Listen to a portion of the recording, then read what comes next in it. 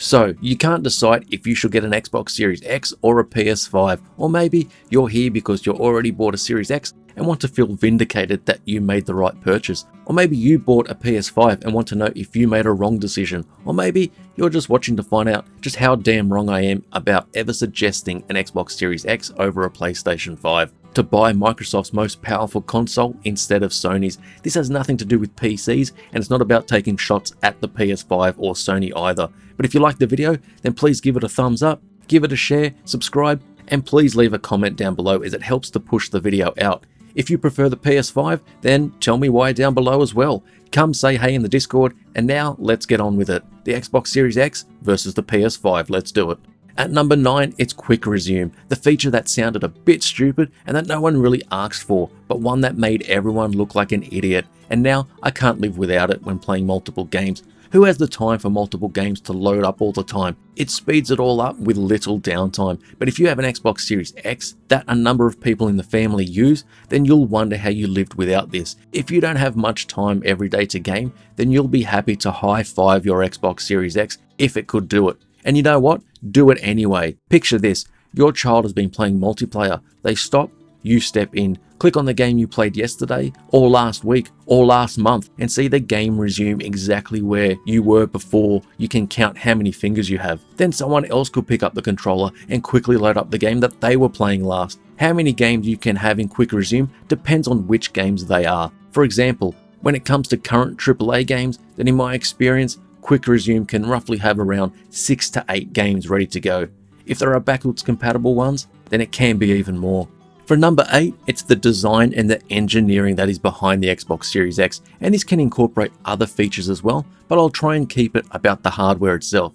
Okay, so first up, I do not like the look of the PS5 at all. It's big, it's bulky, and I don't like what looks like the wings that it has, unless it was going to fly away and bring back a better looking console. Power-wise, it's great, but Sony must have designed it in the dark, and I'll get to the whole opening it up thing as well soon. Now the Xbox Series X is a big bastard as well, a big vertical bastard, mostly, and it's kinda heavy as well, but when it comes to fitting it in with the rest of your electronics, it does a better job than the big white behemoth of the PS5. In terms of sound, the Series X is virtually silent, and it has incredible cooling as well, just as long as you give it some space, like all electronic equipment that pumps out so much heat, and the PS5 is pretty good in this department as well. The Xbox Series X also allows for VRR support to smooth out frame drops if you have a compatible TV, and the way it deals with resolutions too. The PS5 doesn't output at 1440p, so if you game on a monitor, then it's a bit of a shit sandwich as it won't output at a native resolution of your display.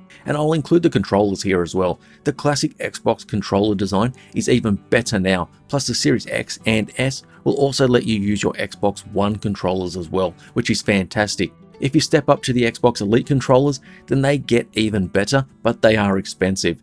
But the PS5 controller is also the best controller that Sony has given PlayStation, easily, and it finally competes with the Xbox design for myself. Sony just needs to work out a way to make the batteries last longer than a teenager on prom night. At number 7, it's the power under the hood, and when compared to the PS5 on paper, the Xbox Series X is theoretically more powerful than the huge white hype of the PS5. But in saying that, there has been games where performance could be slightly better on the PS5, and when this is the case, then it comes down to what settings the games are running at on each of the consoles. Often the Xbox Series X will be pushing slightly higher resolutions, which could cause a few dropped frames, or at other times, the consoles may have more parity and the PS5 falls behind slightly. Time will tell how each console fares as the years go by, and developers learn how to push each console more and more, but when looking at the raw specs of the consoles, and not including anything to do with the cloud or anything like that, then the Xbox Series X is ahead overall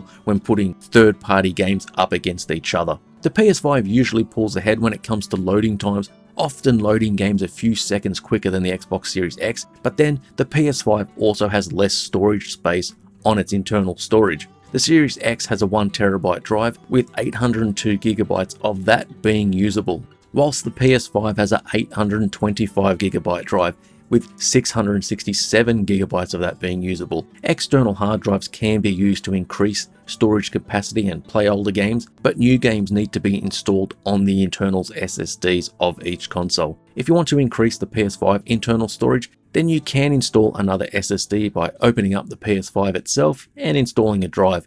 Personally, in the console market, this is a shit solution and wasn't thought out enough by Sony, whereas Microsoft allows you to buy a 1 to 2 terabyte storage card, which simply then just slots in the back of the console.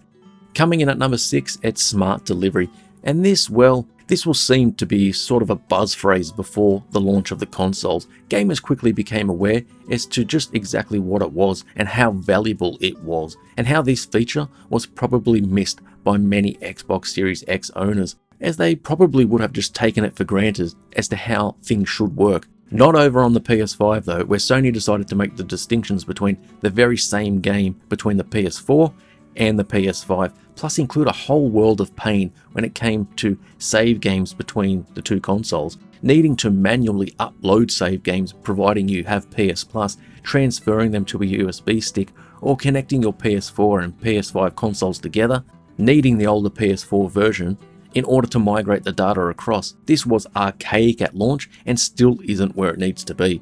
Microsoft's smart delivery simply means that whichever platform you're playing on, whether it's the Xbox One, One X or S, Series S or Series X for example, the console will download the best version of the game for the hardware you're playing on. The only time this doesn't happen is if a third-party publisher doesn't support smart delivery, like friggin' Activision did with Call of Duty, but that will no doubt be a thing of the past soon. When it comes to save games, all you'll need to do on the Xbox consoles is simply load up the game, and any save files will automatically sync from the cloud, whether you played the game yesterday, last week, or a decade ago, and this becomes incredible once I talk about backwards compatibility.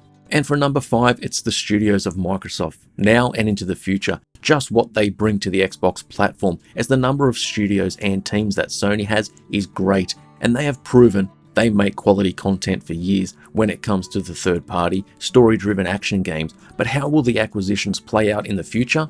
Now that Microsoft has bought Bethesda and ZeniMax on top of the studios they already had, plus with what looks like the addition of Activision Blizzard for a staggering almost $70 billion, while Sony has recently added Bungie to their stables of studios. Now, it has been said that many of the games will remain multi-platform, but this will be a case-by-case basis. But the large amount of acquisitions bodes well for those who own Xbox consoles, and there will be a steady stream of first-party games that will be coming, and that is a huge deal when I get to something else on the list. But we are talking that Microsoft now own the likes of Doom, Quake, Elder Scrolls, Fallout, Wolfenstein, The Evil Within, Starfield, Prey, Dishonored, and many more. Hell, even games such as Deathloop and Ghostwire Tokyo, PS5 exclusive games at the moment, are now under the Microsoft banner, which is crazy. Then if the Activision Blizzard deal goes through, Microsoft will also own Call of Duty, StarCraft, World of Warcraft, Crash Bandicoot, Guitar Hero and more. The future looks very bright on Xbox.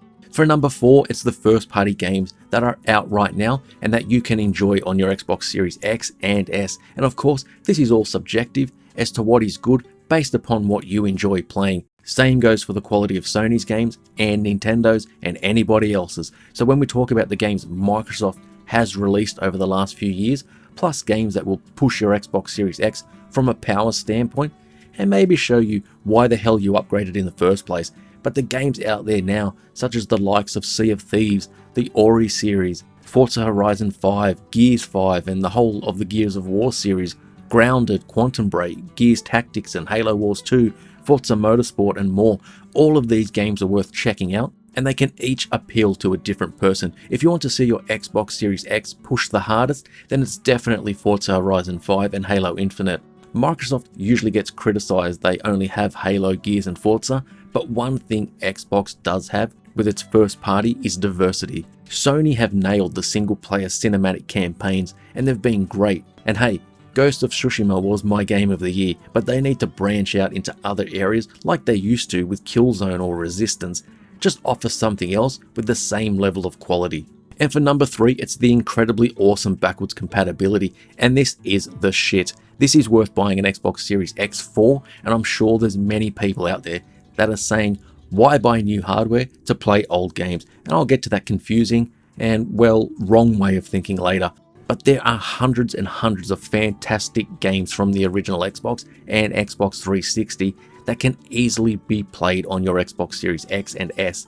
And as mentioned, the save games will just come across easily, and for the first time it happens, it's just fantastic. Seeing these older games brought over to new hardware and often looking better, but the greatest thing also is that if you already own the game, either digitally or on the disc, just load it up and play it. Now, if Nintendo offered gamers the ability to play their old games instead of seeing their fans as nostalgic wallets, then this will be getting shouted from the rooftops and how pro-consumer Nintendo were, instead of the often archaic, cardboard selling enigmas they are. But this feature means that when you do buy a new console now, you have a huge library of games you already own, ready to be played, and the PS5 has their backwards compatibility offerings as well, with its PS Now service and being able to stream old games. But that doesn't work too well for me, considering Sony couldn't be bothered launching the service in Australia.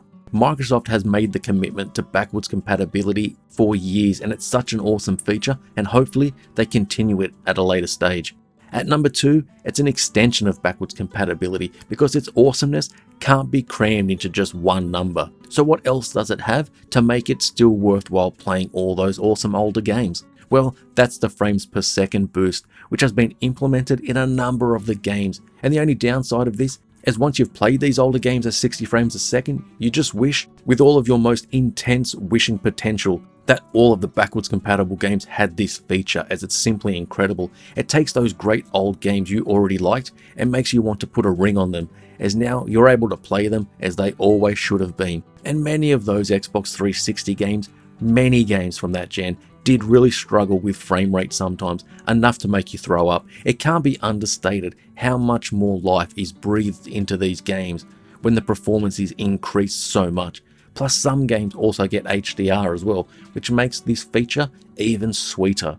If you've been out of gaming for a while and haven't played much over the years, but now you've picked up an Xbox Series X or are thinking of doing it, then this is a feature you should definitely dive into, and this leads me into number 1. And number 1 is, it's no surprises that it's Xbox Game Pass, often referred to as the best deal in gaming, but I'll take it even further and say that Xbox Game Pass is a fucking treasure trove of fucking awesome games that you should suit up for and dive in. And there's a shitload of older backwards compatible games. So all of those titles you may have missed out on could be played by signing up to this service and basically being able to enjoy so much from the last 2 decades of not only what Xbox first parties have delivered, but a ton of great third party games as well, and you get to play them all for a low monthly subscription. Xbox Game Pass is like that buffet you can eat at, but instead of devouring everything then feeling like shit, Xbox Game Pass will have you reorganizing your life as you try and work out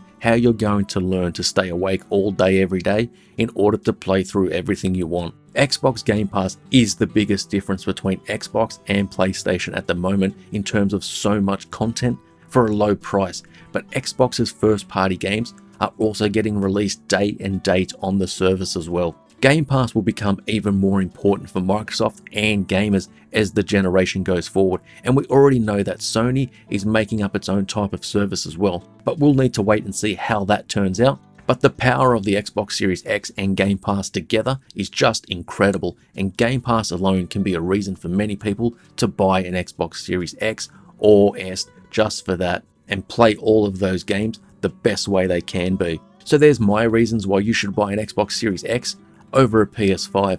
But why did you buy an Xbox Series console instead of a PS5? Could you just not find one? Did you want a PS5 at all? Or why did you choose a PS5 over the Xbox consoles? Please let me know down below in the comments, as it helps the video get promoted. Hit the thumbs up, share it, subscribe, and stop by the Discord as well to talk everything to do with gaming. Thanks for watching, and I'll see you on the next video.